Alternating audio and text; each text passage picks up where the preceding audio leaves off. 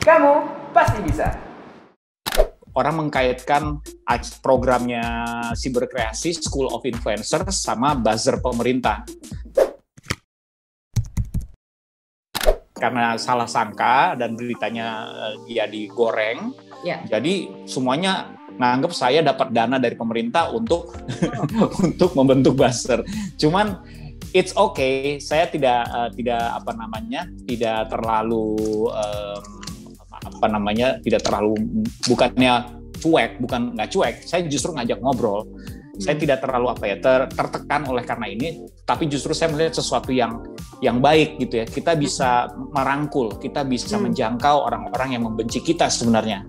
Kita tinggal meluruskan bahwa kamu lihat ke sini aja dan silakan simpulkan sendiri. Ini ada programnya, ini semuanya linknya ada, it's open, kita terbuka sama sekali. Bahkan sudah ada juga yang sampai, karena kalau satu isu itu diangkat di masyarakat dan digoreng sedemikian rupa, itu bisa ada pemeriksaan-pemeriksaan yang ingin melihat, apalagi berhubungan dengan dana pemerintah. Kita pun juga diperiksa juga nggak akan ketemu apa-apa. BPK juga sudah meriksa kita, nggak ketemu apa-apa. Karena emang jelas-jelas kita itu yang tergabung di Siberkreasi, saya mau kasih tahu, itu tidak digaji kecuali sekretariat. Jadi saya di situ pun tidak digaji.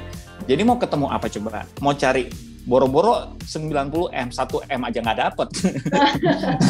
Tapi it's okay. It's hanya cara untuk memperkenalkan Siberkreasi lebih baik lagi, merangkul orang-orang yang membenci, bahasa-bahasa yang santun kita ajarkan. Jadi banyak pelajaran baru yang kita dapatkan dari situ.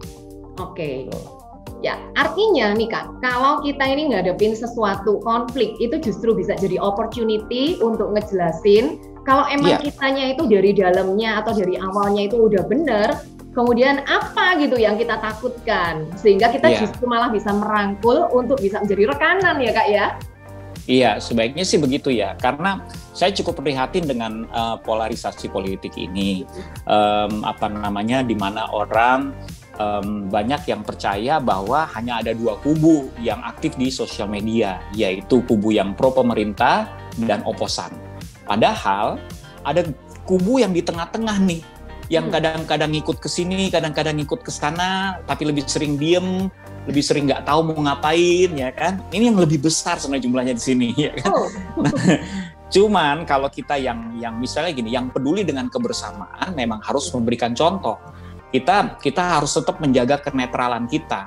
Artinya kita harus berani ngomong bahwa pemerintah boleh kok dikritisi, demikian pula yang lainnya. Semuanya boleh dikritisi. Tetapi kita harus punya motivasi dan landasan yang benar untuk mengkritisi. Apa tujuannya? Kalau memang tujuannya kekuasaan, itu udah jelas politik, bukan mengkritisi. Tetapi kalau tujuannya adalah untuk kesejahteraan masyarakat banyak, untuk memberi masukan supaya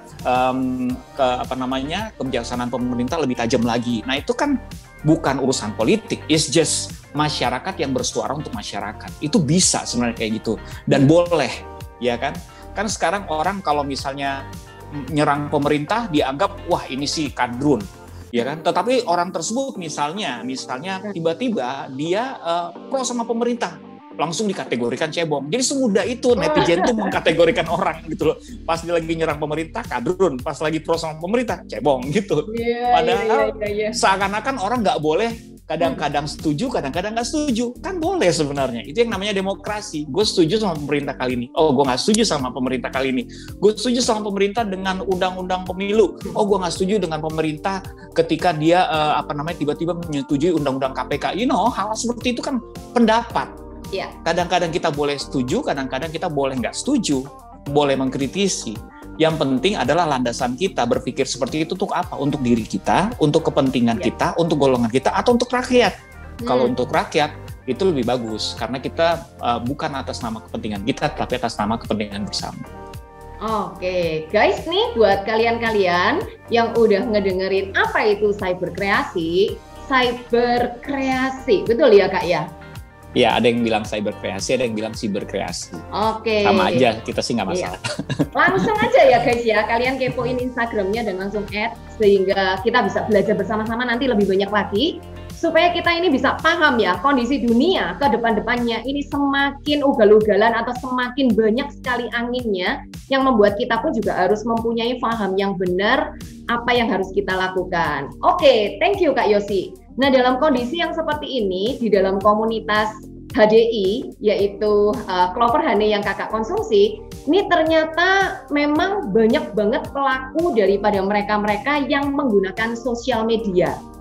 Nah, dengan mereka menggunakan sosial media ini, maka kita pengen belajar nih dari Kak Yosi.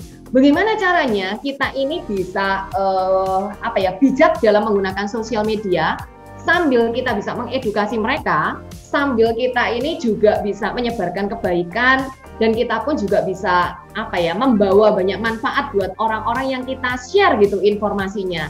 Sehingga makanya judul kesempatan kali ini adalah content writing. Mengingat Kak Yosi sendiri ini kan konten kreatif nih. Boleh nggak Kak diceritakan bagaimana ya kita ini bisa menempatkan diri kita untuk bermain di dunia digital yang orang-orangnya itu seperti tadi yang udah digambarin nih. Iya.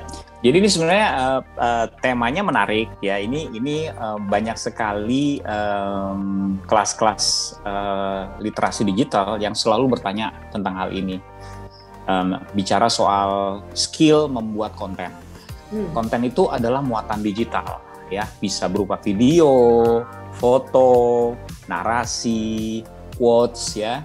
Tapi komen juga sebenarnya adalah muatan digital ya. Banyak orang yang berpikir bahwa apa yang saya posting aja itulah muatan digital.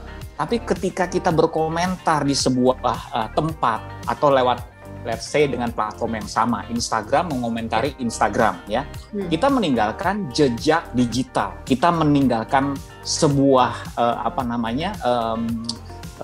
konten yang harus kita pertanggungjawabkan di kemudian hari. Makanya hati-hati dengan ujaran kebencian dan kalimat mengkritisi kita, apakah santun atau tidak.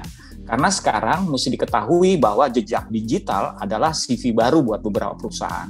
Mereka tidak hanya melihat CV kita lulus dari mana, tetapi mereka juga memperhatikan gerak-gerik perilaku kita di sosial media. Jadi kalau di Kelas Parenting tuh ada cerita real story, seorang anak yang gagal dikirim menjadi pertukaran pelajar, karena dulu ada program pertukaran pelajar, karena sosial medianya. Jadi yang lainnya sudah bagus, nilainya sudah bagus, interviewnya sudah bagus, begitu dibuka sosial medianya ada satu jejak digital di mana dia sedang membuat konten, dia bikin mabuk kucingnya. Jadi kucing atau apa ya, anjing atau kucing saya lupa. Ya pokoknya itu kan yang dikasih minum bir apa segala gitu-gitu ya. Nah itu contoh ya. Jadi kalau kita menganggap bahwa konten itu cuman video, foto, narasi, quotes atau apa yang saya posting, ya apa yang kamu posting, begitu kamu komen itu juga konten. Hitungannya ada konten. Banyak yang tidak memperhitungkan itu ya sebagai konten ya. Iya, benar. Oke. Nah, kemampuan membuat konten itu adalah kemampuan digital yang dilahirkan dari kemajuan teknologi. Dulu, ini berarti kan beriringan dengan kemajuan teknologi. Dulu mungkin tidak disebut konten digital ya. Membuat konten tuh dulu apa sih teknologinya? Mesin tik. Surat paling ya, surat atau zaman sebelum surat kabar adalah konten ya kan, dan tidak semua orang bisa membuat berita dan dimuat di surat kabar bukan? Jadi kalau sekarang itu kita adalah pembuat konten, semua orang dimampukan memiliki kemampuan digital membuat konten karena kita hidup di zaman ini, ya kan? Bahkan buat anak-anak Gen Z ya atau generasi milenial, mereka ini sudah dengan mudah menyesuaikan. Walaupun generasi di atasnya baby boomers itu agak masih lebih susah tuh kadang-kadang untuk mendapatkan kemampuan digital, bukan karena nggak bisa, tapi karena malas aja sebenarnya. Kalau mereka mau punya waktu, mereka pasti bisa belajar juga. Kan banyak tuh yang orang tua sekarang kalau minta dieditin foto, video, ya minta sama anaknya karena akhirnya jadi kakak bisa ya. Bukan nyindir ya, saya cuma membicarakan apa adanya. Tapi nih guys, bagi yang tersindir ya mudah-mudahan berubah karena memang dunia kita hidup di dunia digital ya Kak ya. Ini sebenarnya fasilitas yang ditawarkan. Tapi sejauh mana kita serius menggarapnya? Karena orang tua juga kadang-kadang punya sosial media mereka nggak posting apa-apa, cuma 1-2 foto gitu. Jadi mereka tidak terlalu serius. Tapi kalau anak-anak muda mereka serius. Kenapa? Mereka melihat bahwa bisa berkembang dari situ, bisa dapat banyak followers, bisa dapat banyak subscribers, bisa dapat banyak viewers. Dan ketika itu berkembang bisa membuka peluang dan kesempatan lainnya. Anak muda melihatnya seperti itu. Orang tua sudah tidak melihatnya seperti itu. Jadi beda, semuanya tergantung dari motivasi kita.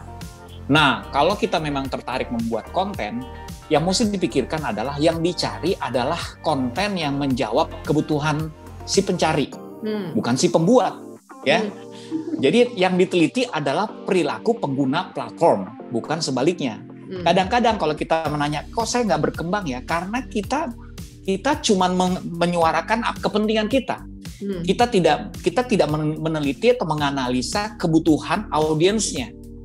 Beda loh, audiens TikTok, audiens YouTube, audiens Instagram itu beda-beda, ya. Saya kasih contoh deh, kalau TikTok kan udah pasti lebih banyak dancing, musical dan komedi, ya, lucu-lucu seperti itu. Instagram udah lebih luas. Podcast beda lagi konten yang dicari. Podcast, komedi dan horor yang happening. Kalau YouTubers juga sendiri banyak kategorinya, banyak yang masuk ke YouTube kan. Ada gamers, ya, itu yang banyak cari. Kenapa? Karena gamers termasuk yang cepat. Apalagi kalau kita jago main games dan kita banyak ngasih tips, ya, gimana caranya naik level. Itu cepat, banyak followersnya cepat kalau gamers. Apalagi gamersnya games yang populer. Ada juga konten lagu, konten vlog, ya. Vlog juga macam-macam, ada apa namanya yang tentang makanan, ada yang tentang kecantikan, dan semuanya itu adalah jenis-jenis konten yang dianalisa berdasarkan kebutuhan pemainnya, perilakunya, audiensnya, ya kan? Jadi para pembuat konten menganalisa kira-kira dengan ini cara berpikirnya, dengan strength atau talenta dan kepedulian yang saya miliki, saya bisa berkontribusi atau menawarkan apa lewat konten saya yang dicari oleh mereka. Jadi tentu saja harus ada strength dari kita. Kalau kita bukan penyanyi, terus kita menawarkan, saya akan menawarkan lagu-lagu, tapi kita bukan penyanyi gitu loh. Suara kita fals, nggak bagus, nggak enak didengar. Apa alasannya kenapa kita akan dipilih oleh mereka untuk dilihat konten kita? Enggak kan? Nggak ada, kecuali mungkin lucu-lucuan aja. Berarti kita udah siap dibully. Ada loh sekarang, jangan salah, ada loh sekarang yang namanya manajemen haters. Wow. Iya.